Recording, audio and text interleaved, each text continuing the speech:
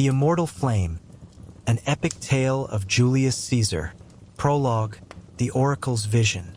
In the depths beneath the temple of Jupiter Optimus Maximus, where mortal eyes rarely ventured and shadows danced with the flicker of eternal flames, an ancient priestess known only as Sibylla clutched a bronze bowl filled with waters drawn from the river Styx itself. The year was 100 BCE, and Rome trembled on the edge of destiny. The waters swirled with unnatural motion, revealing visions of futures yet unborn. Sibylla's milky eyes widened as she witnessed a figure wreathed in golden light, standing at the crossroads of mortality and divinity. Around him, the world burned and was reborn in endless cycles. Empires rose from ashes like phoenixes, and the very fabric of reality bent to accommodate his will.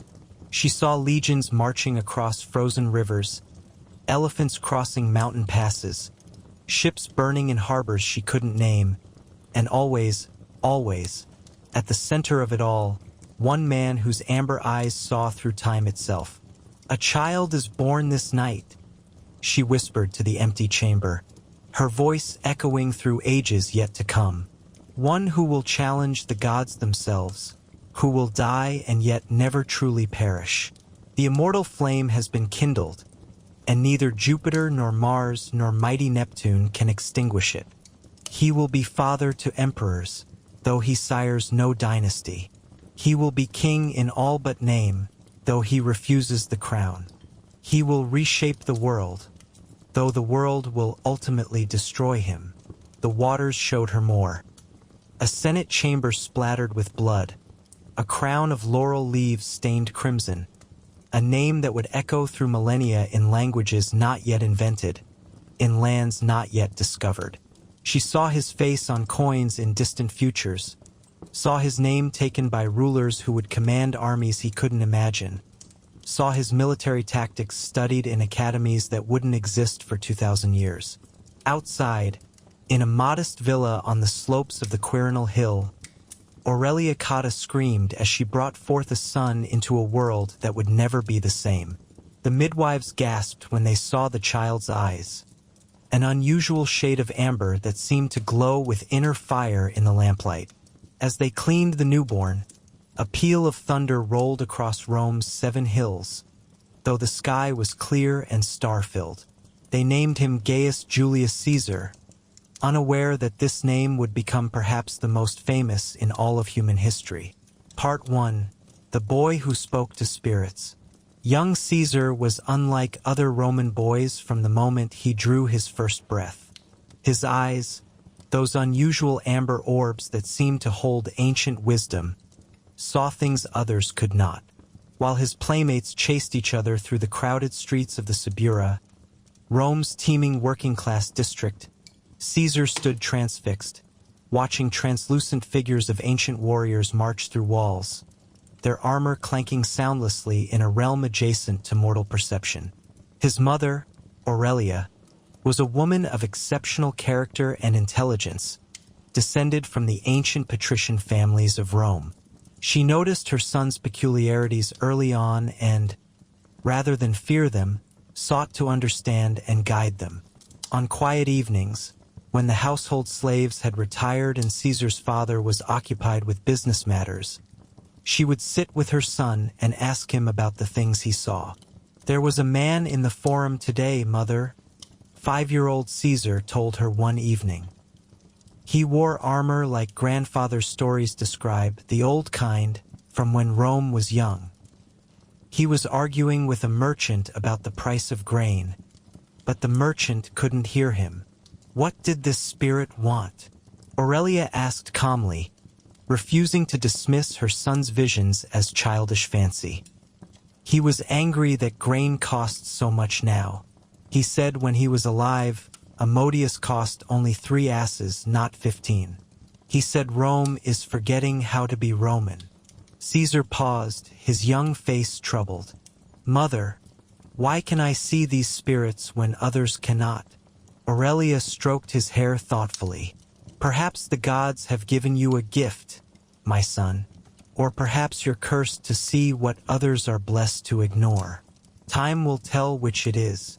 But remember, whether gift or curse, how you use it will define what you become. On Caesar's 7th birthday, as was tradition for Roman boys, he received his bulla, a protective amulet to ward off evil spirits and the evil eye.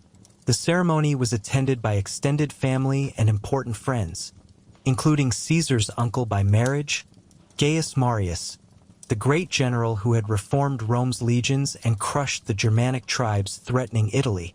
But when the golden locket touched Caesar's chest, something extraordinary occurred. A pulse of energy rippled outward, visible to all present as a wave of shimmering light that made the flames dance and paintings on the walls seem to move. The household slaves fell to their knees, hands raised in supplication to whatever power had manifested. Even Caesar's stern father stepped backward, hand reaching instinctively for a weapon that wasn't there. The room fell deathly silent except for young Caesar's voice, which suddenly carried an unnatural echo, as though multiple voices spoke through him simultaneously. "Father, the spirits say you worry too much about money and debts. They say the eastern provinces offer opportunity. They say grain speculation in Egypt and Syria will bear fruit threefold before the year ends.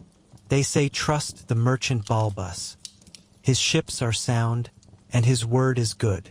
Caesar's father, Gaius Julius Caesar the Elder, stared at his son with a mixture of terror, wonder, and calculation. The advice, when cautiously followed over the coming months, would triple the family fortune within a year. But it also marked young Caesar as different, touched by forces beyond mortal comprehension, blessed or cursed depending on one's perspective. Marius, however, saw opportunity where others saw only strangeness. After the ceremony, he took his nephew aside, away from the worried whispers and fearful glances. "Boy," the old general said, his scarred face serious, "do you understand what happened in there?" "The spirits spoke through me," Caesar replied simply. "They often do. Usually I can control it better, but the bulla, it amplified everything. I could feel them all around me, pressing in, wanting to be heard." "And you hear them often?" "Every day, every hour. They're everywhere in Rome, uncle. The city is built on layers of the dead. Sometimes I think there are more ghosts in Rome than living people." Marius studied his nephew carefully. "Can you ask them questions? Can you control what they tell you?" "Sometimes. The older ones are harder. They're confused, lost in their own memories. The recent dead are easier.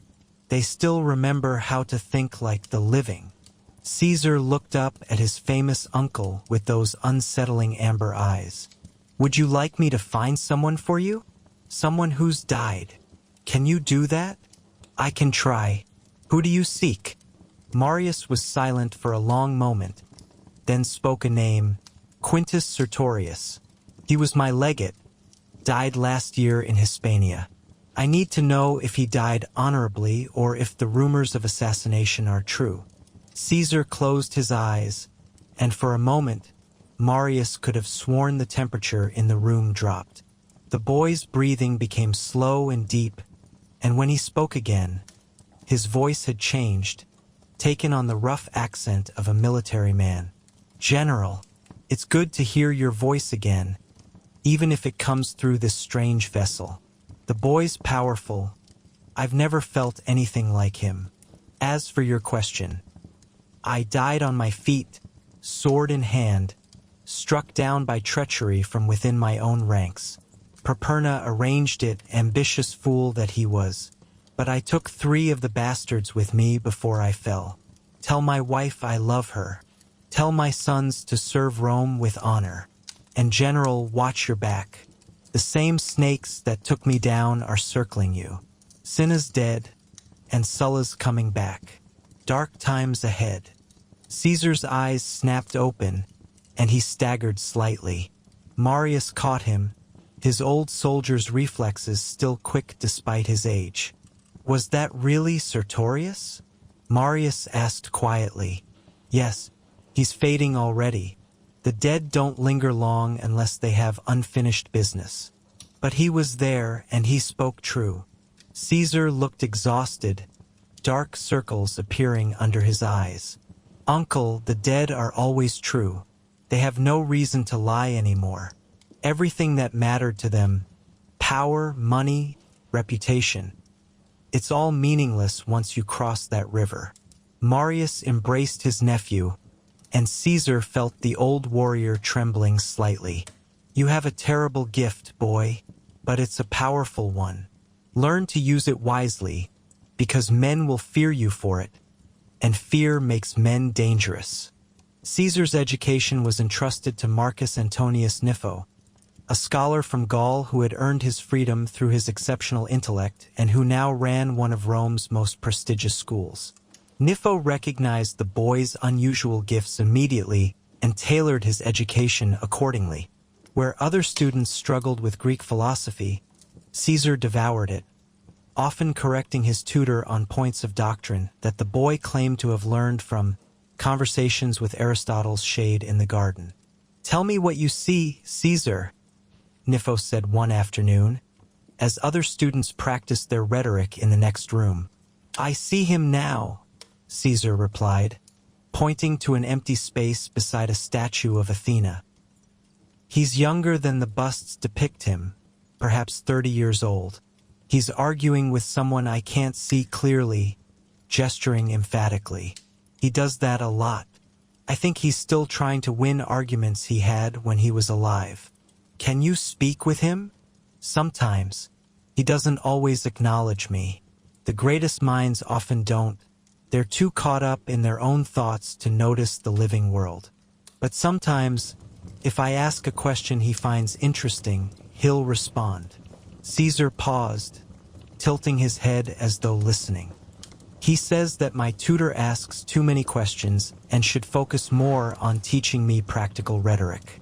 He says philosophy is valuable, but a man who wants to lead Rome needs to know how to sway crowds and win arguments, not just contemplate abstract truths." Nifo laughed despite himself. "Even dead, Aristotle is a practical man. Very well, we'll spend more time on rhetoric. But Caesar, I must ask, these spirits you speak with, do they ever tell you things about your own future?" The boy's face became shuttered, guarded.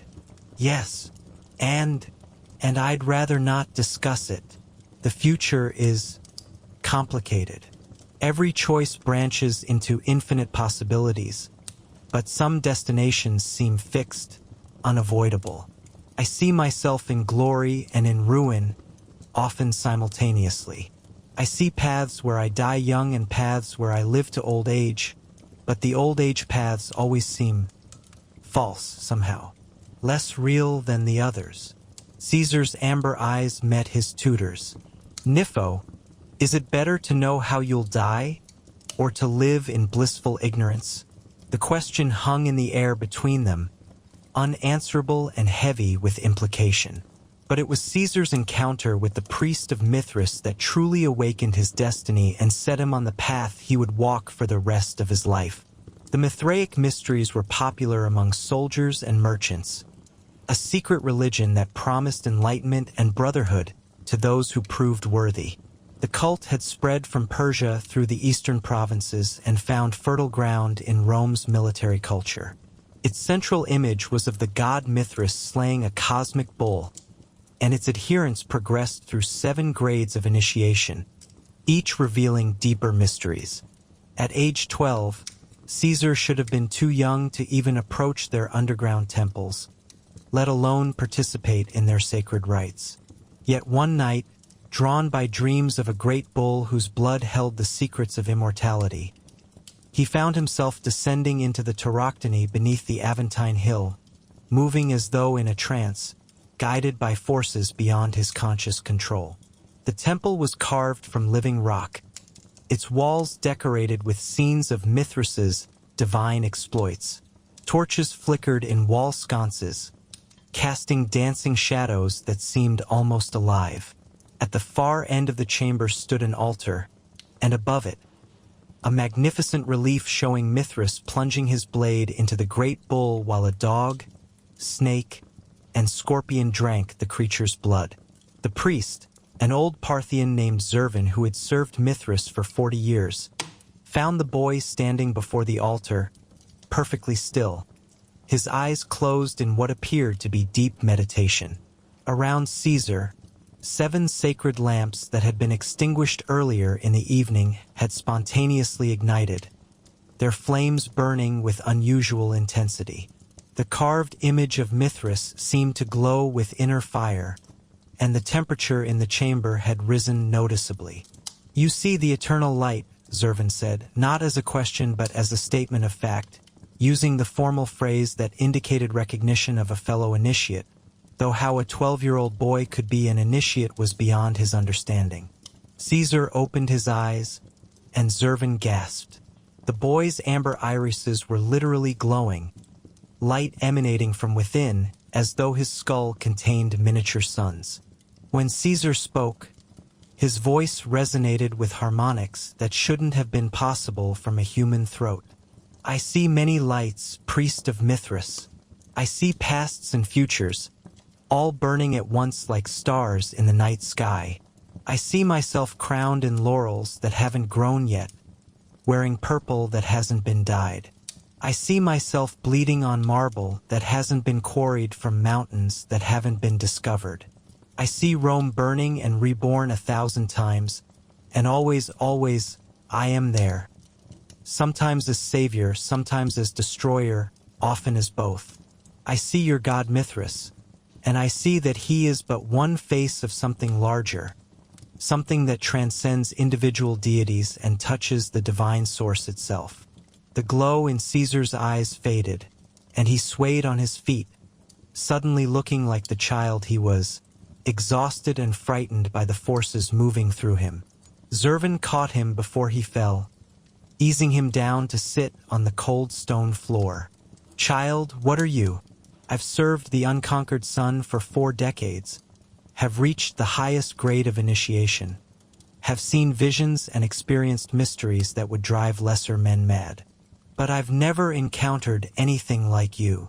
"I don't know what I am," Caesar replied, his young voice cracking with emotion. "I see things others don't. I hear voices others can't. The spirits of the dead flock to me like moths to flame. Sometimes I feel like I'm living multiple lives at once, experiencing past, present, and future simultaneously.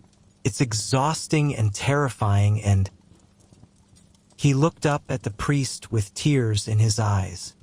"I'm 12 years old, and I already know how I'm going to die. Is that normal?" Zervan's weathered face paled. "No, child, that is not normal. That is prophecy of the highest order, the kind of vision that drove the oracle at Delphi mad." "How do you know? Who told you?" "No one told me. I just see it." March 15th, 44 BCE. The Senate House. 23 knife wounds from men I call friends. I've seen this vision since I was 6 years old, and it never changes. Oh, the details shift. Sometimes it's different men who strike, sometimes it happens in a different room, but the core event is always the same. I die in Rome, betrayed by Romans, killed in the name of preserving liberty. Caesar laughed bitterly, a sound too old for his young face. "The irony is exquisite, isn't it? I'll be murdered for being a tyrant, for threatening the Republic, by men who are too blind to see that the Republic is already dead." "The prophecy speaks of such a one," Zervan said slowly, his mind racing through ancient texts and oral traditions passed down through generations of Mithraic initiates. "In the sacred writings preserved in the temples of Persia, there is mention of a temporal nexus, a being who exists simultaneously in multiple times, whose choices ripple backward and forward through history, reshaping reality itself. Such beings appear only at critical junctures, when the world stands on the knife's edge between 2 possible futures." "Are you he?" "I don't know what I am," Caesar repeated, But I know what I will become. I will be necessary. Rome is transforming from a city-state into an empire, whether she wants to or not. The old republican system can't handle the strain of governing half the known world. Someone needs to transform Rome's government to match her expanded territory. Someone needs to have the vision to see what Rome must become, and the will to make it happen regardless of the cost. I am that someone. Whether I chose this destiny or it chose me, I cannot say.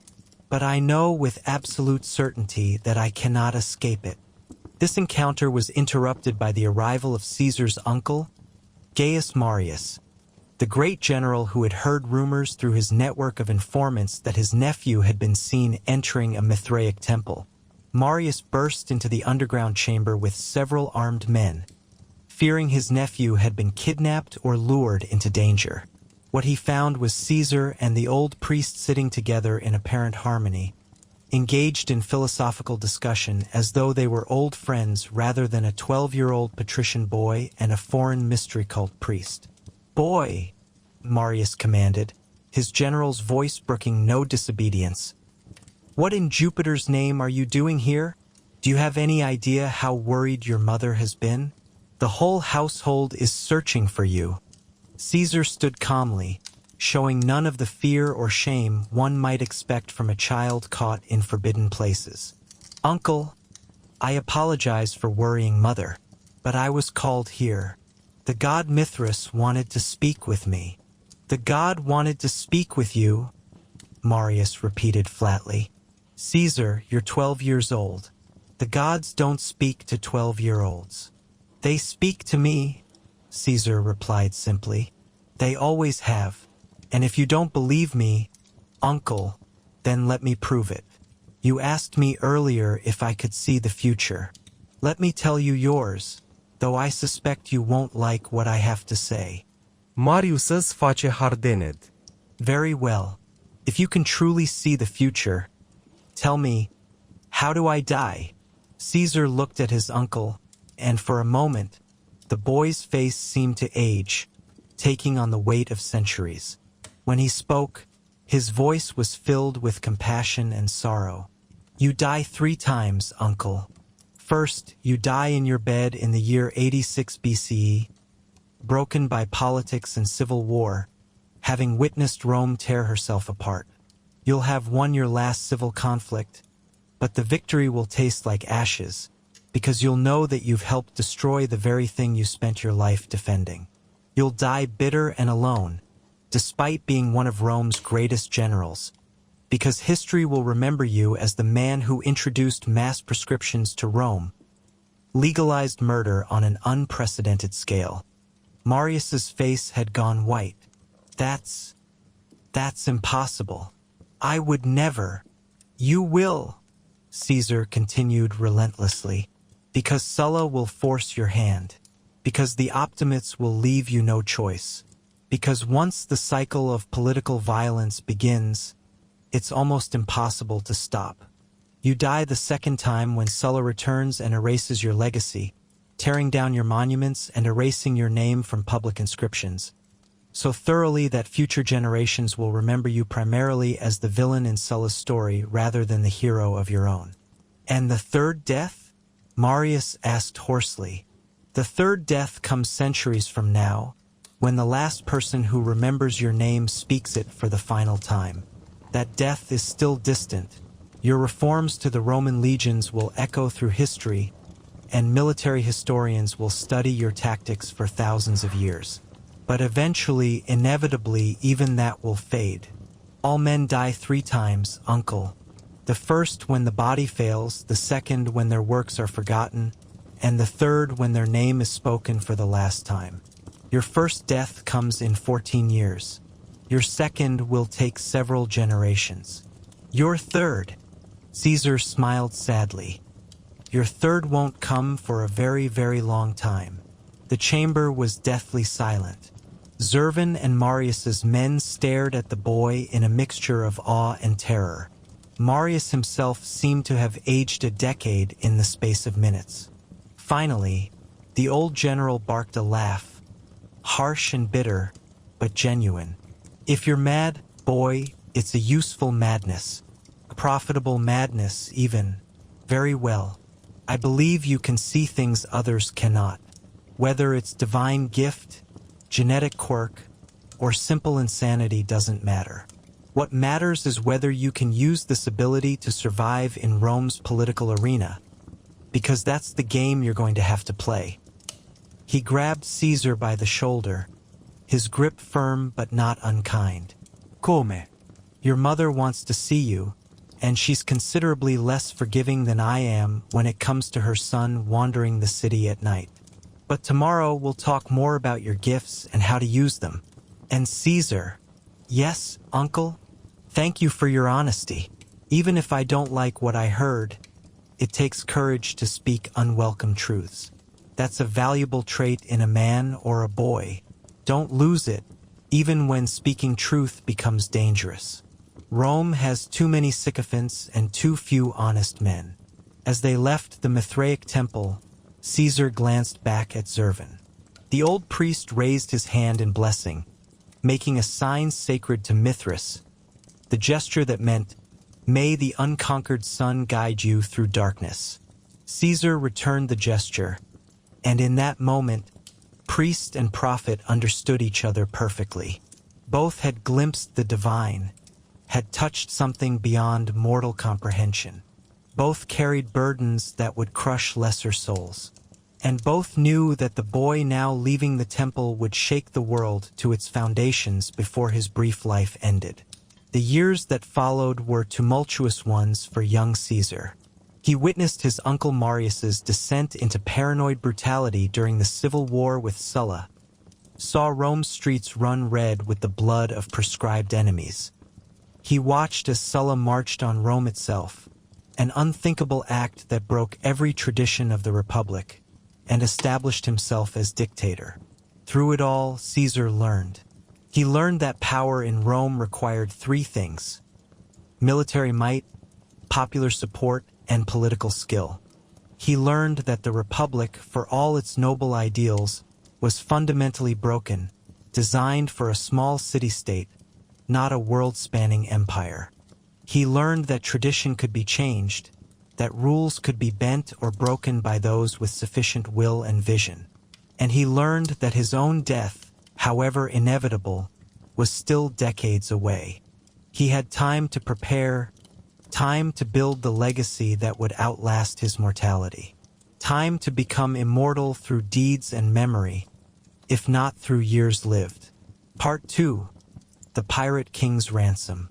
At 17, Caesar's life took a dramatic turn that would become legend. Having fled Rome during Sulla's proscriptions, the dictator had ordered him to divorce his wife Cornelia, daughter of Sulla's enemy Cinna, and Caesar had refused, choosing exile over betrayal. He was sailing to Rhodes to study rhetoric under the philosopher Apollonius Molon when his ship was seized by Cilician pirates in the treacherous waters near Pharmacusa Island. These were no ordinary brigands. The Cilician pirates controlled much of the eastern Mediterranean, their fleets numbering in the hundreds of ships, their influence reaching into the highest levels of commerce and politics. They were organized, disciplined, and incredibly wealthy from their ransoming of high-value captives and their control of the slave trade. Their leader, a man known as Polygonus the Red, named for his copper-colored hair and his habit of dyeing his sails crimson, claimed descent from the hero Odysseus himself. He wore armor that the pirates whispered was forged in Hephaestus's own workshop, salvaged from the ruins of Troy 1,000 years earlier. Whether this was true or merely pirate bravado was impossible to say, but the armor was certainly remarkable, bronze that never tarnished, that seemed to shift and flow like liquid metal, that had turned aside 100 blades in combat. When Caesar was brought before Polygonus, the pirate captain was expecting a typical noble hostage, some pampered youth who would weep and beg and make extravagant promises if only he were freed. What he got instead was a tall, thin young man with amber eyes that seemed to look through him rather than at him, who surveyed the pirate ship with the calculating gaze of a general inspecting troops. The pirates demanded a ransom of 20 talents of silver, a considerable sum, more than enough to make the venture profitable. They laughed as they named the price, expecting shock or dismay from their captive. Caesar's response silenced their laughter. 20 talents? He scoffed, his voice dripping with contempt and amusement. I am Gaius Julius Caesar, descended from Venus herself, nephew to Gaius Marius who crushed the Germanic hordes, and future consul of Rome. I am worth at least 50 talents. I insist you raise my ransom appropriately, or people will think you're incompetent pirates who don't recognize valuable cargo when you have it. The pirates stood in stunned silence. Never in their decades of ransoming had anyone demanded they raise the price. They didn't know whether to be offended or amused. Eventually, they settled on amused. This was too rich a jest not to appreciate. Polygonus studied the young Roman with calculating eyes, noting details that his men missed. There was something about this boy that set his teeth on edge, made his ancient armor grow warm against his skin. A warning, though, of what he couldn't say. The boy's eyes were wrong, too knowing for someone so young, and there was a pressure around him, subtle but present, like the feeling before a thunderstorm. You have spirit, Roman, Polygonus said carefully. Very well, 50 talents it is, but for that price you'll remain our guest until payment arrives. Let's see if your pride lasts through weeks of captivity. My men aren't known for their gentle hospitality. Caesar smiled, and it was not a pleasant expression. Oh, I'll be fine. The question is whether you and your men will survive having me as a guest. I'm told I can be rather trying. What followed were 38 days that would pass into legend, twisted and embellished by countless retellings, but the truth, as witnessed by the pirates themselves, was stranger than any fiction. Caesar did not cower or beg. He did not huddle in whatever space the pirates allotted him, counting the days until his ransom arrived. Instead, he took over. He organized the pirates' camp, which had been a chaotic mess of tents and stolen goods, into something resembling a proper Roman military encampment. He lectured them on hygiene. Their sanitation practices appalled him, and actually convinced the pirates to dig proper latrines and establish clean water procedures that dramatically reduced the camp sickness that had been plaguing them. He composed poems and speeches, which he forced the pirates to listen to, gathering them like students in a classroom and reciting his works with dramatic flair. When they proved insufficiently appreciative of his literary talents, and pirates are not, as a general rule, known for their literary criticism, he called them illiterate barbarians to their faces, promising to have them all crucified for their poor taste once he was free. You'll crucify us? One pirate laughed. Boy, you're our prisoner. You have no power here. I have all the power, Caesar replied calmly. You just don't realize it yet. I am the future consul of Rome, commander of legions, master of the Republic. Right now, this ship is an island in time, a temporary aberration. But once I leave, once I return to my proper place in the world, this ship and everyone on it becomes part of the past. My past, which I will close with violence and finality. You think you're free men making your own choices, but you're already dead. You died the moment you captured me. You're just still moving, like a chicken with its head cut off that doesn't know it should fall over. The pirates found this simultaneously hilarious and disturbing. They joked about it among themselves, but they also began to watch Caesar differently, noticing things that made them uneasy. At night, when the pirates slept, Caesar would stand at the prow of their largest ship, and those on watch duty swore they could see things around him. Translucent figures, hundreds of them, perhaps thousands. Roman legionaries in full armor, marching across the waves as though on solid ground. Cavalry units wheeling and charging through the air.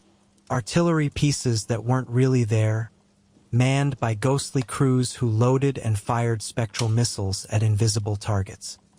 "He's communing with the dead," one old pirate whispered to Polygonus.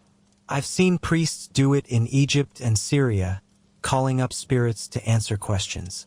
But I've never seen anything like this. He doesn't call them. They come to him voluntarily, as though he's their rightful commander. I've heard names on the wind when he stands there. Scipio, Fabius, Marcellus, Marius, all the great generals of Rome, all the legendary warriors. The dead flock to him like moths to flame." Polygonus had noticed. He had also noticed how his enchanted armor, which had protected him through 100 battles, had begun to tarnish and crack since the Roman came aboard. Ancient magic recognized something older, something that transcended the petty enchantments of smiths and sorcerers.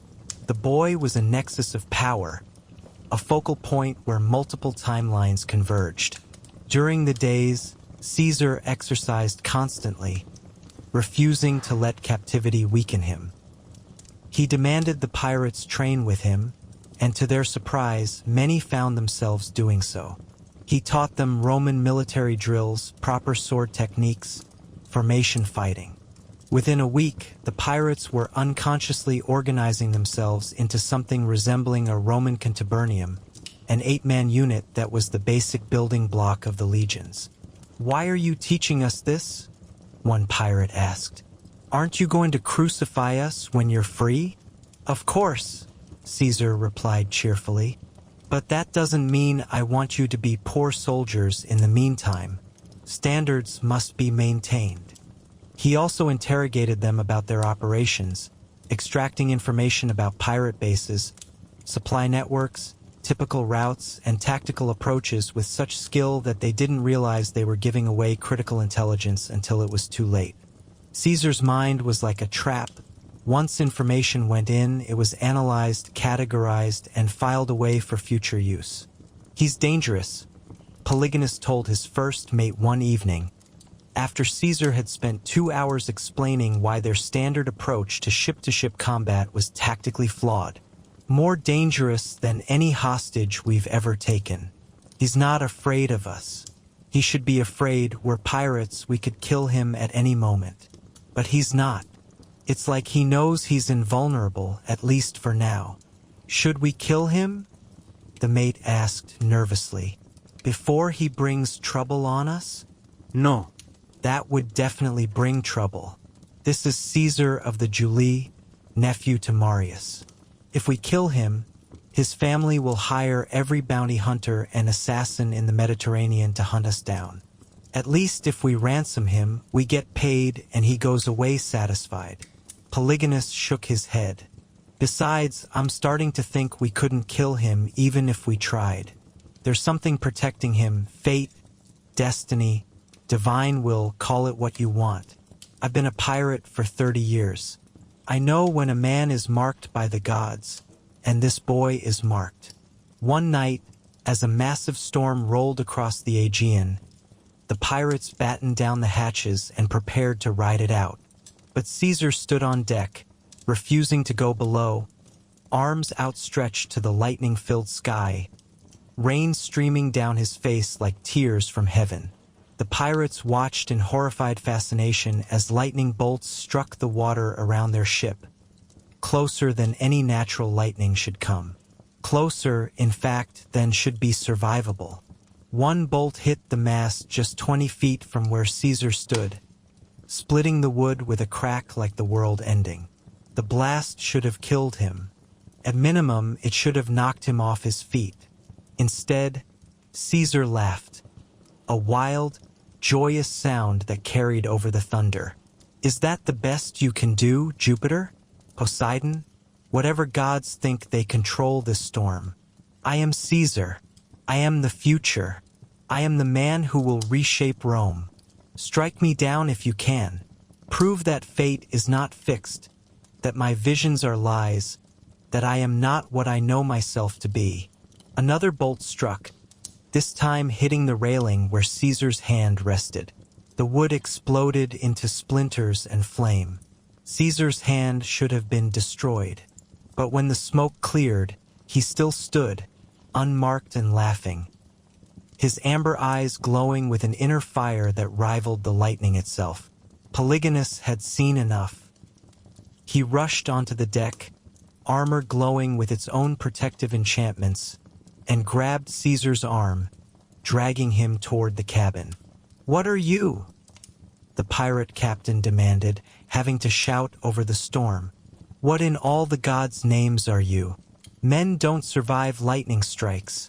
Men don't taunt storms and live. What are you?" Caesar turned those burning amber eyes on the pirate, and Polygonus felt his knees go weak. This close, he could see that Caesar's pupils were not round but somehow fractal, infinite depths that seemed to contain entire universes of possibility.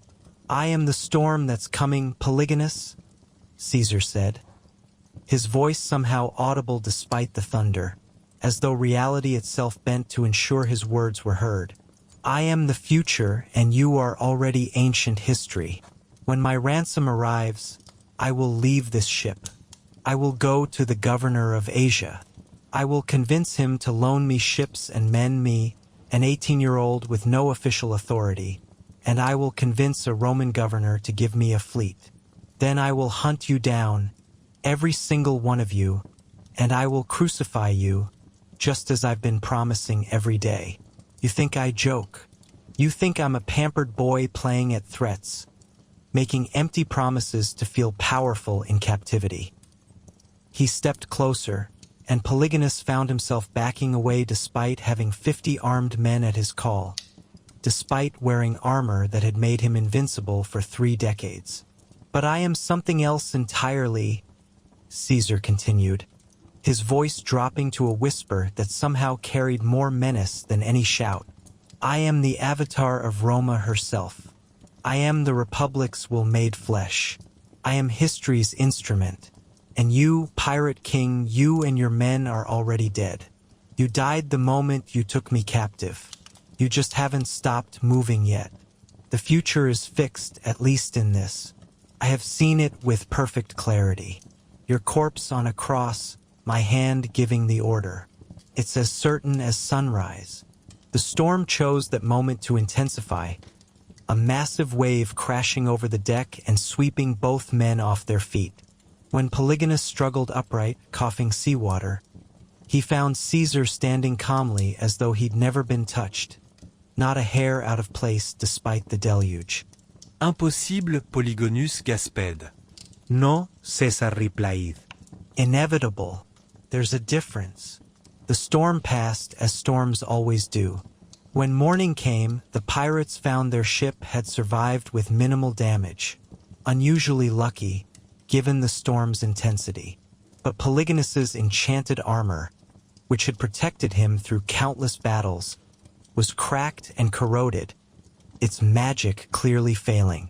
The remaining days of Caesar's captivity were quieter but no less strange. He continued to organize, educate, and command the pirates as though they were his willing servants rather than his captors. He played games with them, dice and knucklebones, and won consistently, though whether through skill or supernatural luck, no one could say. He told them stories of Rome's greatness, painting vivid pictures of temples and forums, of legions marching in perfect formation, of civilization and order and law.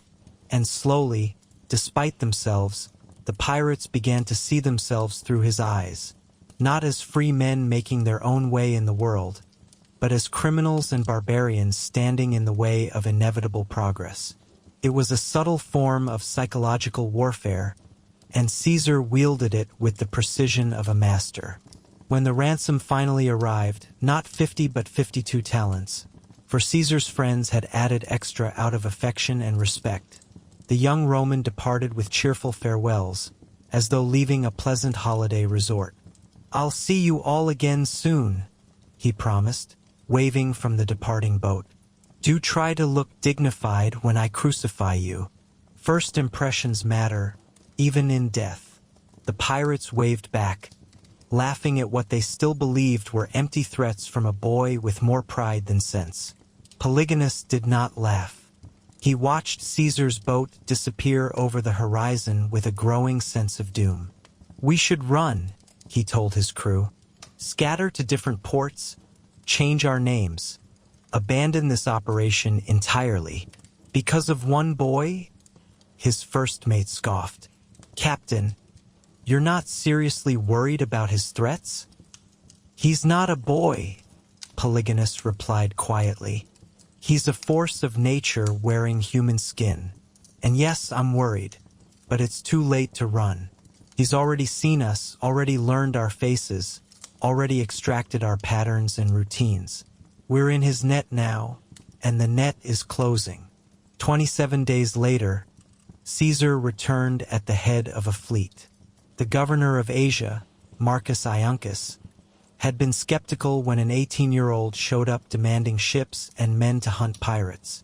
But Caesar had been persuasive, devastatingly so. He'd laid out the pirates' routes and bases with such precision that Iuncus realized this young man had gathered more intelligence in 38 days of captivity than the governor's own scouts had collected in years. He'd explained the economic damage the pirates were causing: lost trade, disrupted shipping, ransoms paid that could have been taxes collected. He'd appealed to Roman pride. How could the governor allow bandits to prey on Roman citizens with impunity? And beneath it all, unspoken but palpable, was the force of Caesar's personality, the absolute certainty that he would succeed, the magnetic charisma that made men want to follow him, the sense that this young man was destiny's instrument and wise men positioned themselves on destiny's side. Iuncus loaned him 4 ships and 200 soldiers. It should have been insufficient. The pirates had dozens of ships and over 1,000 men. But Caesar had something the pirates lacked: perfect intelligence, supernatural tactical insight, and an absolute conviction of victory. The battle, when it came, was brief and brutal. Caesar had predicted exactly where the pirate fleet would be, having extracted enough information during his captivity to extrapolate their rotation patterns. His 4 ships approached at dawn, with the sun behind them, temporarily blinding the pirate lookouts. Caesar's tactical genius, enhanced by what his men would later swear was supernatural foresight, allowed him to predict every pirate maneuver before it happened. When Polygonus tried to form a defensive line, Caesar's ships were already exploiting the gaps. When the pirates attempted to scatter, Caesar had anticipated the routes and positioned vessels to intercept. During the battle, Caesar stood at the prow of his flagship, directing the attack with hand signals and shouted commands. His soldiers, who had been uncertain about following such a young commander, found themselves moving with unusual coordination, their tactics flowing together seamlessly as though guided by a single mind. And perhaps they were.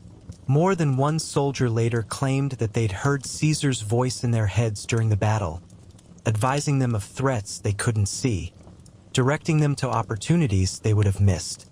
Whether this was supernatural communication or merely exceptional leadership creating the illusion of telepathy, the result was the same.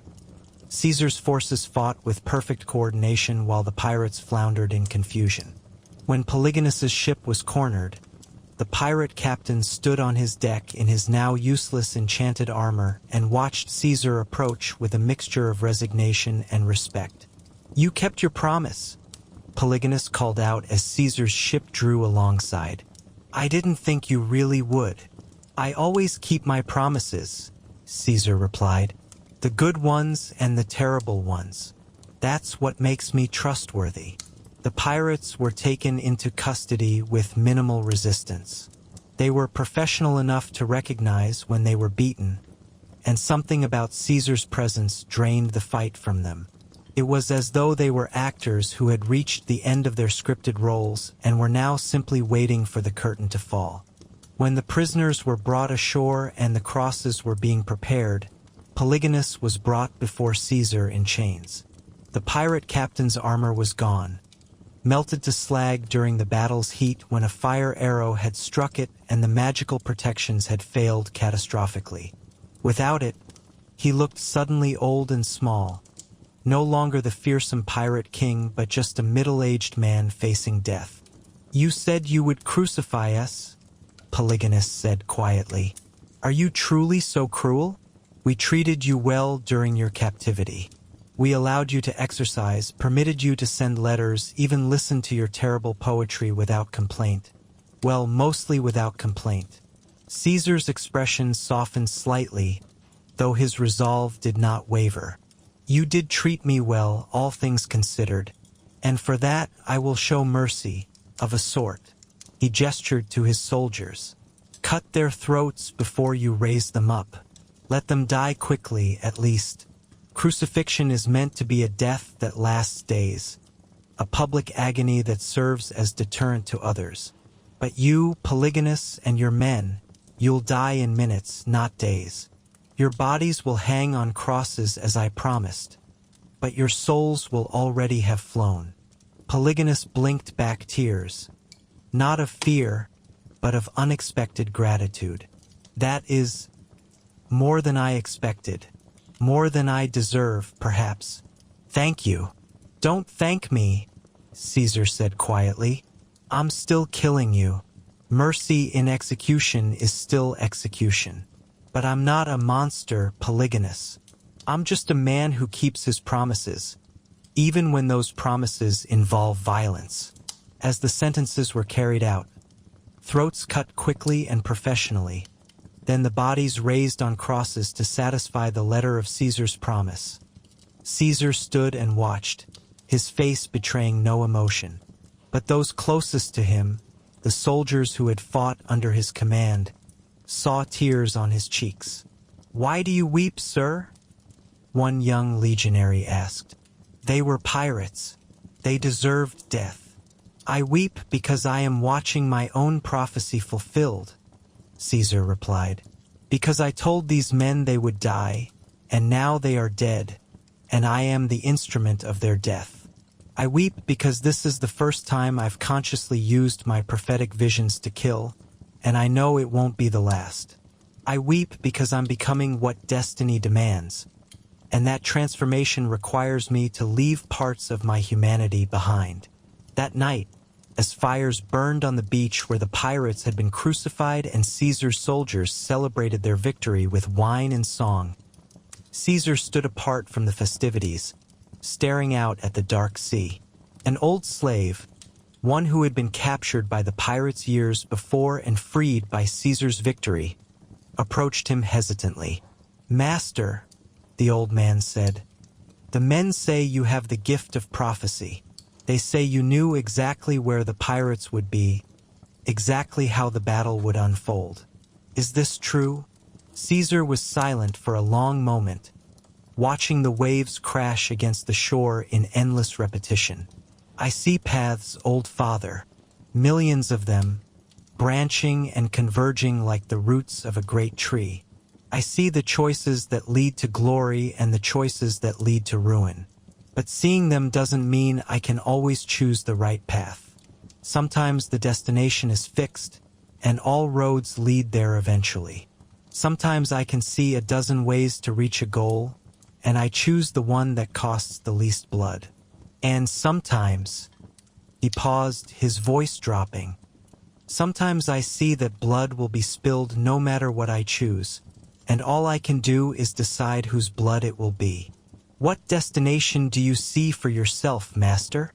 "Greatness," Caesar replied simply, "and death. Both are inevitable. I will be remembered when Rome herself is dust, when the Latin language is dead, when the empire I helped create has crumbled to nothing. Scholars 2,000 years from now will study my campaigns, will read my writings, will debate my motives and methods. I will be immortal in the only way that matters, through memory, through influence, through the ripples my actions create in the stream of history." "That sounds like a blessing." "It's a curse," Caesar corrected gently, "because I'll pay for that remembrance in blood, mine and others. The spirits that follow me, that flock to me like birds to a lighthouse, they're not guards or servants. They're witnesses. They're here to watch the unfolding of something that cannot be stopped, only survived. Or not survived, as the case may be. The old man shivered despite the warm Mediterranean night. You speak as though you're already dead, master. In a way, I am, Caesar said. The moment I first saw my own death, saw it with such clarity that I knew it was inevitable, I began dying. Every day since then has been a slow progression toward March 15th, 44 BCE. I have, he calculated quickly, approximately 25 years remaining. 25 years to accomplish everything I'm meant to accomplish, to build everything I'm meant to build, to reshape Rome into what she needs to become. Not much time, really, when you think about it. Not much time at all. He turned away from the sea and walked back toward the camp, leaving the old slave standing alone on the beach, wondering if he'd just spoken with a prophet, a madman, or something in between. Part 3. The Gallic Nexus. The years between the pirate incident and Caesar's proconsulship in Gaul were filled with the traditional climb up Rome's cursus honorum, the ladder of political offices that ambitious men ascended in pursuit of power and glory. Caesar served as questor in Hispania, where he famously wept before a statue of Alexander the Great, lamenting that Alexander had conquered the known world by age 32 while he, Caesar, had accomplished nothing. His companions thought it was mere theatrical melancholy, but Caesar knew it was something deeper, frustration at the gap between the destiny he could see and the reality he currently inhabited. He served as aedile, bankrupting himself to stage spectacular games and public entertainments that won him the adoration of Rome's common people.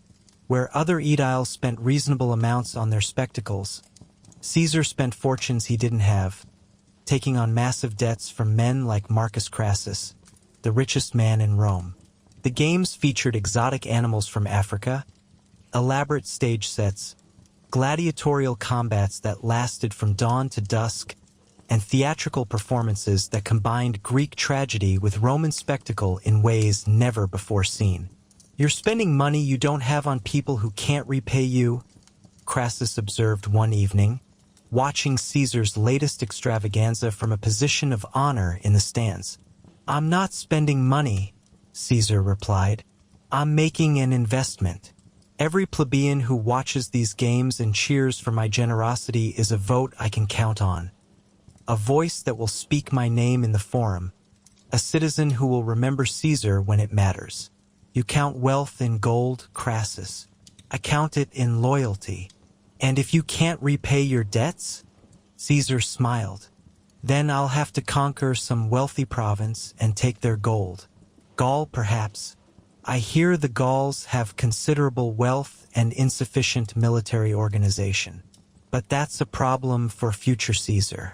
Present Caesar is concerned with winning hearts and minds. He served as praetor, adjudicating legal cases with a combination of strict jurisprudence and theatrical flair that made even routine trials into public entertainment. He shocked conservatives by often siding with the lower classes against wealthy interests, arguing that the law should protect the weak from the strong, not vice versa. And through it all, he built his network. Men who owed him favors, who believed in his vision, who saw in him the future of Rome. Marcus Antonius, young and loyal and brave to the point of recklessness. Decimus Brutus, brilliant naval commander and military innovator. Gaius Appius and Lucius Cornelius Balbus, shrewd political operators who could navigate Rome's complicated social landscape. And dozens of others, each bringing their own skills to what was gradually becoming Caesar's faction. But it was in Gaul that Caesar would truly transcend his mortality and touch the divine. In 58 BCE, at age 42, he arrived in Transalpine Gaul as proconsul, ostensibly to protect Roman interests from migrating Germanic tribes. In reality, he came to conquer, to build an army absolutely loyal to him, and to fill Rome's and his own coffers with Gallic gold and slaves. But Gaul was no ordinary province. It was a land where druid priests could call down lightning from clear skies, where sacred groves contained doorways to other worlds, where the old gods still walked when the moon was dark and the barriers between realms grew thin. It was a land of magic and mystery, where Celtic tribes practiced rites that predated Roman civilization by millennia. His first encounter with Gallic magic came at Bibract, during his campaign against the Helvetii, a Celtic tribe attempting to migrate through Roman territory, threatening to destabilize the entire region. As his legions prepared for battle, Caesar rode out alone to inspect the ground, choosing the site where he would make his stand. Military convention dictated the high ground, which would give his infantry advantage. But as he surveyed the terrain, he saw something that shouldn't have been there.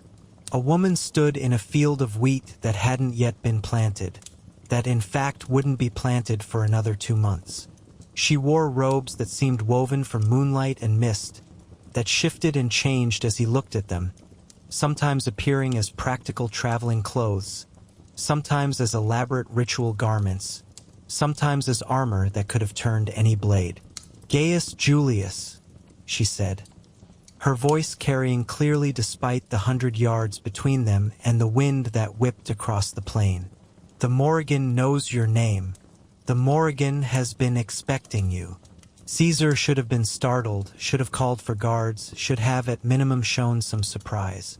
Instead, he dismounted calmly and walked toward her, drawn by a pull he couldn't explain and didn't try to resist. As he drew closer, he saw that she was beautiful in a way that had nothing to do with flesh. Her beauty was that of a drawn sword, of a storm at sea, of death itself made manifest and given form. "The Morrigan," he repeated, recognizing the name from his studies of Celtic mythology. "The Irish goddess of war, fate, and death. I didn't know the gods took such direct interest in the affairs of men, especially foreign men invading lands they protect." "They don't," the woman replied, and now he was close enough to see that her eyes were pools of liquid shadow, containing depths that no human eyes should possess. "But you're not just a man, are you, son of Rome? You're not merely Gaius Julius Caesar, proconsul and conqueror. You're something more, something that transcends mortality and nationality. You're a crack in the world. You're a place where what is and what will be collapse into each other, where past and future meet present in uncomfortable collision. Do you know what you are?" "A general," Caesar replied, though his voice lacked conviction. "A politician, a man who will be consul, who will reform Rome, who will reshape the Republic into something that can actually govern an empire." "You're a focal point," she corrected, "a nexus where multiple timelines converge. Time bends around you like light bends around a lodestone. The future you create is so powerful, so all-consuming, that it reaches backward through history to ensure its own existence. You don't just conquer Gaul, Gaius Julius. You rewrite it. You transform it from a collection of quarreling tribes into a unified province that will be part of Rome for 500 years. And in rewriting Gaul, you rewrite yourself. You become something more than mortal, something that exists simultaneously in multiple eras." Caesar felt a chill despite the summer heat, despite the armor he wore that should have insulated him from the breeze. "What do you want from me, goddess? Why reveal yourself to me now, before this battle?" "Want?" She laughed, and the sound was like ravens calling over a battlefield, like the cries of widows who had lost their sons to war, like the death rattle of brave men dying in mud and blood. "I want nothing from you, Caesar. I'm here to warn you, to explain what you're becoming. Every battle you fight in this land, every victory you claim, every tribe you subjugate, you're weaving yourself deeper into the pattern. You're becoming the thing you're remembered as: Caesar the conqueror, Caesar the divine, Caesar the eternal. By the time you cross the Rubicon, and yes, you will cross it, that future is already fixed, you'll be more myth than man. By the time you bleed on the Senate floor, you'll be something else entirely. Something that transcends individual mortality. What happens if I stop? Caesar asked, his tactical mind immediately exploring alternatives. If I turn back now, return to Rome, retire to private life, refuse to be this nexus you describe? You can't, the Morrigan said simply, and there was something almost like pity in her inhuman eyes. I've seen timelines where you tried. In one, you receive news that your daughter has died, and grief drives you back to Rome, where political enemies destroy you. In another, Pompey marches on Gaul with a massive army, forcing you to either fight or flee, and pride won't let you flee. In a third, the Gallic tribes unite sooner than expected and threaten to destroy your legions, forcing you into the very campaigns you're trying to avoid. The universe requires you to be what you become. The future needs Caesar the Conqueror to exist, so it ensures you cannot escape that role. Free will is an illusion, Gaius Julius, at least for men like you.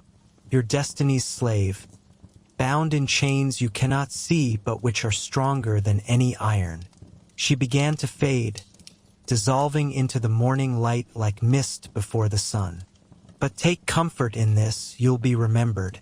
Long after your gods are forgotten, when Jupiter is nothing but a name in old books and Mars is a laughingstock to atheistic scholars, your name will still be spoken with respect and awe. Emperors will take your name as their title. Generals will study your campaigns. Scholars will debate your motives. Poets will immortalize your love affair with Cleopatra. That's a kind of immortality, isn't it? To live forever in memory, even if your body turns to dust. Then she was gone completely, and Caesar stood alone in the field that shouldn't have contained wheat, though when he looked down, he saw only bare earth awaiting planting season. Behind him, he heard the legions forming up, trumpets calling men to battle positions, centurions bellowing orders in the eternal language of professional soldiers everywhere. He mounted his horse and rode back to his army, his face set with grim determination.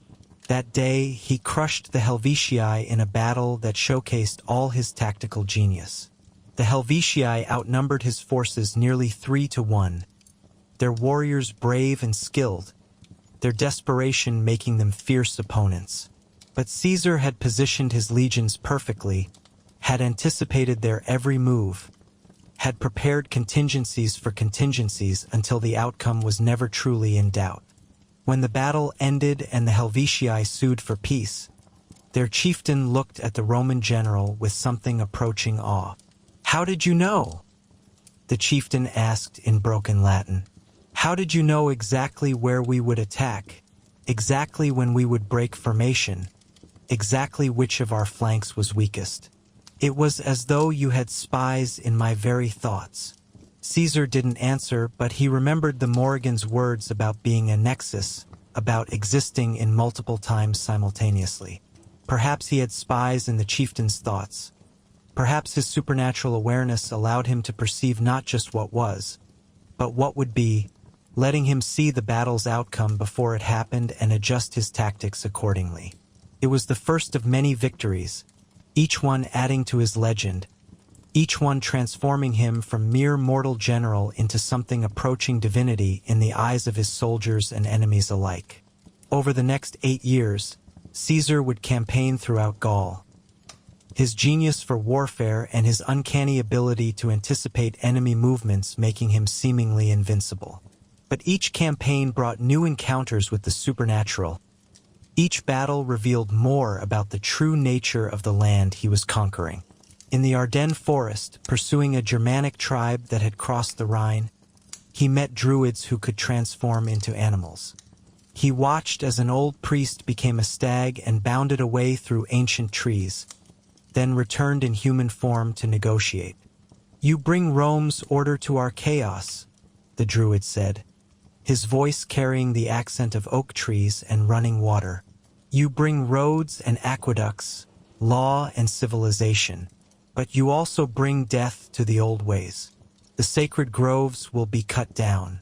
The stone circles will be destroyed. The rituals that have sustained our people for 1,000 generations will be forgotten.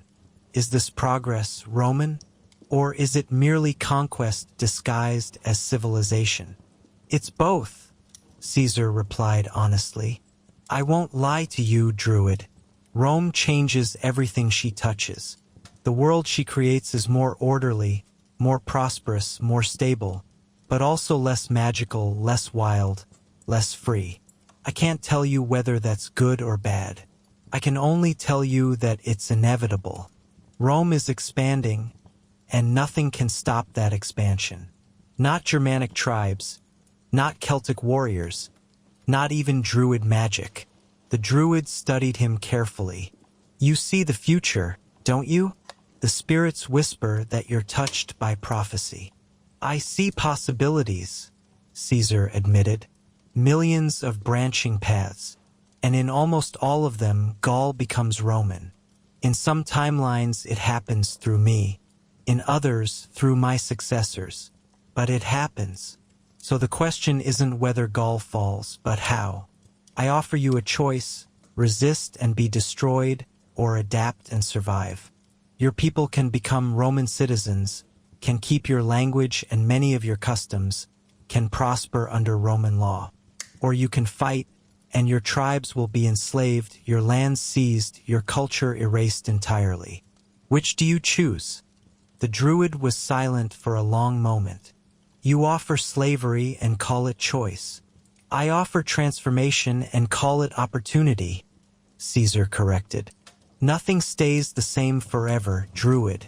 You can cling to the past and be destroyed by the future, or you can adapt and help shape what comes next. Those are the only options history offers. After the Druids departed to consider his words, they would ultimately choose adaptation, becoming some of Rome's most loyal Gallic subjects. Caesar stood alone in the forest clearing. An old priest, too ancient to have transformed with the others, approached him slowly. You carry great power, Roman, the elder said, but also great sorrow. Would you look into the sacred cauldron? Would you see what the old magic can show you? Caesar hesitated.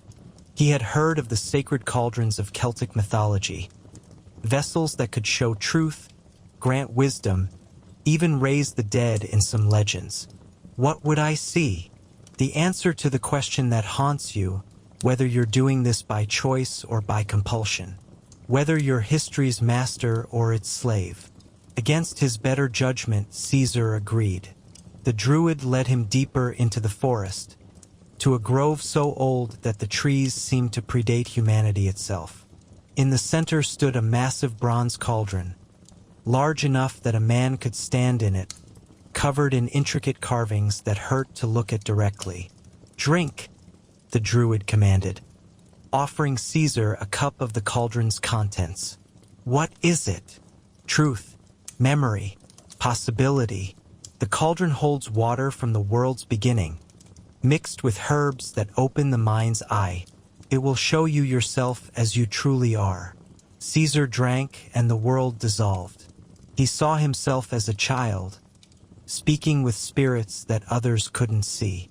He saw himself as a young man, captured by pirates but unafraid because he'd already seen his future. He saw himself in this moment, standing in a Gallic grove, and he saw himself in 100 other moments, crossing the Rubicon, fighting at Pharsalus, meeting Cleopatra, dying in the Senate. But then he saw something new. He saw the branches, the other paths, the futures that could have been. He saw himself retiring after his praetorship, living peacefully as a scholar and writer, dying old and forgotten in a villa in Campania. He saw himself assassinated early, killed by the Bona Die scandal before he ever reached Gaul. He saw himself losing to Pompey and fleeing to Parthia, living as an exile and plotting a return that never came. And as he watched these alternate timelines, he saw them flicker and fade, reality literally reasserting itself, the fixed timeline overwhelming the possibilities. It was like watching sand castles dissolve before an incoming tide. No matter how solid they appeared, they couldn't withstand the force of what must be. You see now, the druid's voice came from very far away. You are not choosing your path. Your path chose you before you were born. The future you create is so significant that it reaches backward through time, altering probability and causality to ensure its own existence. You are the tool of destiny, not its master. Caesar wanted to rage, to refuse, to deny, but he was shown one more vision, Rome burning under Nero, then rebuilding. Rome falling to barbarians, then rising again as Byzantium. Rome splitting into 1,000 successor states, yet each one carrying some element of Roman law, Roman language, Roman culture. He saw the Roman alphabet used to write languages that didn't exist yet. He saw Roman law forming the basis of legal systems for nations that wouldn't exist for a millennium. He saw his own name, Caesar, used as a title by emperors and kings for 2,000 years. And at the center of it all, he saw himself, not causing these things directly, but serving as the catalyst. His conquest of Gaul provided the template for future expansion. His civil war destroyed the republic and made empire possible. His reforms laid the groundwork for imperial administration. His assassination created martyrs and myths that would inspire revolutionaries and reactionaries for millennia. He was necessary, not because he chose to be, but because the future required him. And once he understood that, the burden of choice lifted from his shoulders. He didn't have to agonize over whether he was doing right or wrong, because his actions were predetermined. He was an instrument of history, and instruments don't have moral agency. They simply fulfill their function. When he returned to consciousness, he was lying on the ground, the old druid watching him with something like pity. Do you understand now, Roman? You can't stop. You can't choose differently. You can only proceed along the path laid before you, knowing that every step takes you closer to your inevitable end. Yes, Caesar said quietly. I understand. Thank you for showing me, even though it might have been kinder not to know. He left the grove and returned to his legions, and from that day forward, his campaigns took on a new quality. There was less hesitation, less doubt. He moved with the certainty of a man who knew the future was fixed, who understood that his role was to fulfill destiny, not to fight it. On the shores of the Rhine, preparing to build his legendary bridge across that great river, a feat of engineering that would take only 10 days and would terrify the Germanic tribes with Rome's technological might, Caesar encountered a water spirit who emerged from the current to speak with him. The spirit appeared as a woman made of water and light, her form constantly shifting and flowing, her voice like the rush of rapids over stones. Turn back, Roman, the spirit warned. Beyond this river lies Germania, and Germania is not meant for your kind. The dark forests hold powers that will not bow to your eagles, spirits older than Rome herself, gods who remember when humanity was young and frightened. Cross this river and you risk waking things that should remain sleeping. Nothing holds power that Rome cannot take or cannot withstand, Caesar replied with absolute confidence. I am Caesar. I've spoken with gods and spirits from a dozen cultures. None have stopped me yet. Pride comes before the fall, Roman. No, Caesar corrected. Pride comes before glory. I've seen my fall. It comes in Rome, not Germania. So whatever dangers lie beyond this river, I'll survive them. That's not bravery speaking. It's simple knowledge of the timeline. I don't die here, so I can cross without fear. He noted the spirit's warning carefully, though. When he did cross the Rhine, his engineering legions building a remarkable wooden bridge in just 10 days, stunning the Germanic tribes and demonstrating Rome's superior organization. He stayed only 18 days, long enough to terrify the Germans into peace treaties, short enough to avoid whatever dark fate the spirit had glimpsed in the depths of the Black Forest. But his most significant supernatural encounter came in Britain, in the year 55 BCE, during his first invasion of that mysterious island beyond the edge of the known world. The invasion of Britain was meant to be a demonstration of Roman power, a brief raid to punish the Britons for aiding the Gallic rebels, and to explore this land of tin mines and valuable resources. But when Caesar's ships approached the white cliffs of Dover, a storm rose with supernatural suddenness, scattering his fleet and nearly destroying his entire expeditionary force. Caesar himself, standing at the prow of his command ship in full armor despite the danger, watched as the clouds above formed into the shape of a vast face. A woman's face, ancient and terrible and beautiful, with eyes like storm systems and hair like wind-whipped thunderheads. "Andraste!" The British warriors on the shore cried out, recognizing their goddess of victory and war. "Andraste protects her children. The Romans shall not pass." The goddess's voice boomed across the water, audible even over the shrieking wind and crashing waves. "Your destiny lies not here, Roman who thinks himself unstoppable. Britain will fall to your kind eventually. Your descendant Claudius will succeed where you fail, but not today and not by your hand. Return to Gaul. Greater events await you. The Rubicon calls. The Senate waits. Your destiny lies in Rome, not in Britain's green hills." For a moment, Caesar considered defying her. His entire life had been a series of impossible challenges overcome through force of will and tactical genius. Why should a goddess be any different? He had spoken with the Morrigan and survived. He had crossed the Rhine despite warnings. He had conquered half of Gaul against overwhelming odds. But then he remembered the visions in the sacred cauldron. He remembered the fixed timeline, the inevitable destiny. And in that future, he saw clearly, Britain was merely a footnote. A failed invasion attempt that cost him ships and men but taught him valuable lessons about naval warfare and amphibious operations. His true destiny lay elsewhere, in Gaul, in Rome, in the Senate House on the Ides of March. "Lower the sails," he commanded, his voice carrying authority even in the storm. "We make for Gaul. The goddess is right. Britain can wait for another generation." His officers protested, arguing that retreating before a storm would be seen as cowardice, that the men needed a victory to justify the expedition's costs. But Caesar overruled them with unusual firmness. "There's a difference between bravery and stupidity," he told them. "Bravery is facing danger when there's a chance of success. Stupidity is fighting when the outcome is predetermined. The goddess has spoken. This is not our time. We retreat and regroup. Britain isn't going anywhere. She'll still be here in a century when Rome has the resources and will to conquer her properly." The storm dissipated as suddenly as it had appeared once Caesar gave the order to withdraw, and the goddess's face faded into ordinary clouds. Britain would have to wait for Claudius and his legions, nearly a century in the future, to fall under Roman dominion.